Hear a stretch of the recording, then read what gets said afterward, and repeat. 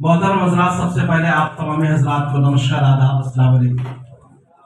सबसे पहले मुबारकबाद है कलकत्ता पुलिस की टीम, जिन्होंने बहुत अच्छे टॉपिक के ऊपर respect for women, respect for girls, respect for everybody के तहत प्रोग्राम को रखा है।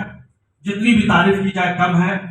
ऐसे पूरे हिंदुस्तान में हर स्टेट की पुलिस है, बिहार की पुलिस है, यूपी की पुलिस है, कर्नाटक की पुलिस है, केरला की पुलिस है, दिल्ली की पुलिस है, महाराष्ट्र की पुलिस है, मगर कलकत्ता की पुलिस की बात ही कुछ और है।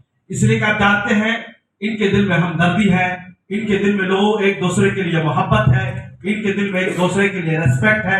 इसलिए Calcutta police is the best police of the India, मतलब ये हिंदुस्तान की सबसे बेहतरीन पुलिस है।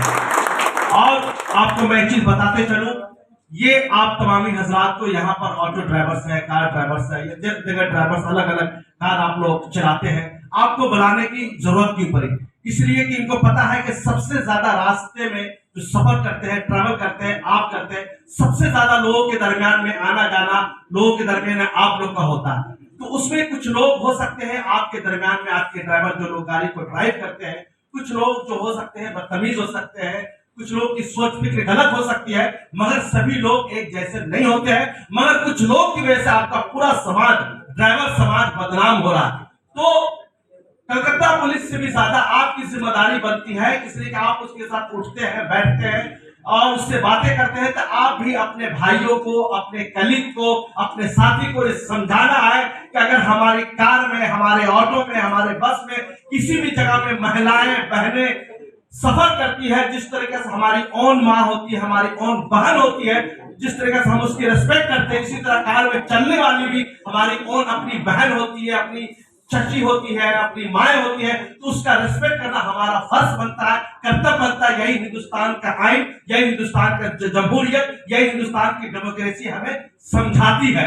इसलिए कलकत्ता पुलिस आपको सामने में ला करके रखा गया। दूसरी, जब हम रास्ते में चलते हैं तो चलते चलते बहुत सारी बातें अब्यूज, मतलब जबान गंदी कर लेते हैं, गाली गलौज की शक्ल में आ जाते हैं। तो कभी ये सोचते जब हम गाली देते हैं तो साथ में चलने वाला, सफर करने वाला हमारा रिलेटिव भी हो सकता है, हमारा रिश्तेदार भी हो सकता है, जब शक्ल देखा गया कि भाई इनके दिल में हमारे लिए मोहब्बत था, मगर जबान से इनकी गलत बातें निकल रही है, तो ये कभी भी जबान खोलने से पहले सोच सकते हैं कि आपके रिश्तेदार, आपके जानने वाले, आपके मानने वाले आपकी बात सुन रहे होंगे। इसलिए अपनी इमेज को बनाने के लिए आपको खुद को अपने तरफ देखना, मैं क्या कर रहा हूं, नहीं कर रहा हूं। कलकत्ता पुलिस हमेशा से एक्टिव रही है, हमेशा से आपके दरमियान 24x7x30 डेज इंटू 12 मंथ्स काम करती है।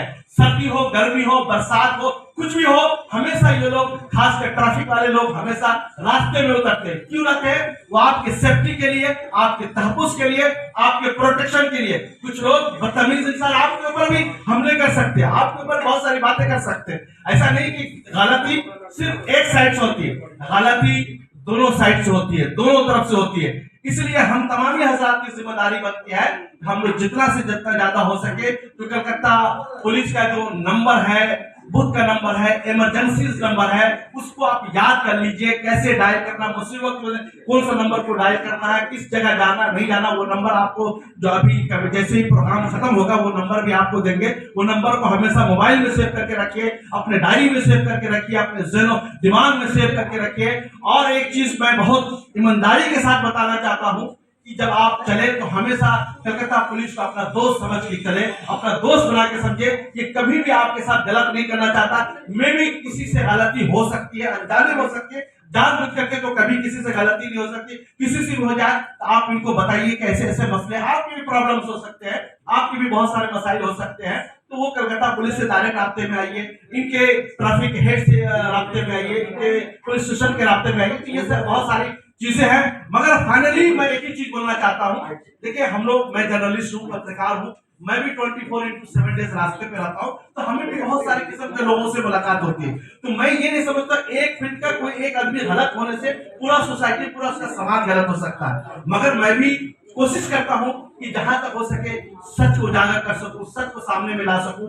आपने देखा होगा लास्ट एक दो दिन पहले पाक सर्कस मैदान में एक जर्नलिस्ट के ऊपर जिस तरीके से हमला हुआ, आप समझ रहे हैं ना कितना बड़ा हमला था आपको तो ये बहुत एंटी सोशल भी समाज में रहते हैं, इस किस्म के लोग भी गलत करने की कोशिश करते हैं। एक ही चीज है ये जो बुलाया गया प्रोग्राम, इसका मकसद है कि हमारे स्टेट में, हमारी रियासत में, हमारे डिस्ट्रिक्ट में, हमारे शहर में हमारी माँ बहनें जब रास्ते पे निकले तो आप उसके मुहाफिज बन करके, आप उसके प्रोटेक्टर बन करके सामने में रहिए। अगर कोई दूसरा आदमी भी उसके साथ गलत करता है तो आप बोलिए तुम इसके साथ गलत क्यों कर रहे हो, आपको आवाज सबसे पहले उठाना है। इसलिए कि अगर आप आवाज उठाएंगे तो और भी लोग आपका साथ देना शुरू कर देंगे। इसलिए कलकत्ता पुलिस को, आपको जो इनको सपोर्ट करना है, इनके तालमेल से आगे बढ़ना है। इसलिए कि बुलाने का मकसद देखिए कि समाज में हमारे जो लोग, हम लोग सब एक दूसरे के इंटरडिपेंडेंट है, एक दूसरे से रिलेटेड है। तो ऐसी सूरत हाल में हम लोग की जिम्मेदारी बनती है हम लोग एक दूसरे का रेस्पेक्ट करें। और तमामी हजरात से मैं गुजारिश कर रहा हूँ, जो कलकत्ता पुलिस का जो नंबर है उस नंबर को याद कर लीजिए। और जिस तरीके से और भी केसेस दिल्ली वगैरह में होता है, अल्लाह का फजल करम है कि हमारे शहर कलकत्ता में या बंगाल में इस किस्म का नहीं होता है। इसलिए कि हमारे दिल में कहीं ना कहीं महिला की रिस्पेक्ट है।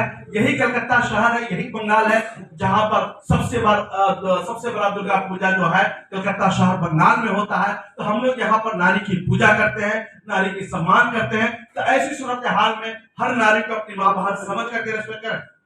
शुक्रिया हमारी बात सुनने के लिए भी। और खासकर मैं अपने बड़े भाई कल्याण घोष साहब का भी मैं शुक्रिया अदा करता हूं, कलकत्ता पुलिस का भी शुक्रिया अदा करता हूं कि आपने अच्छे महफिल में मुझे बोलने का मौका दिया। बहुत बहुत शुक्रिया, थैंक यू वेरी मच।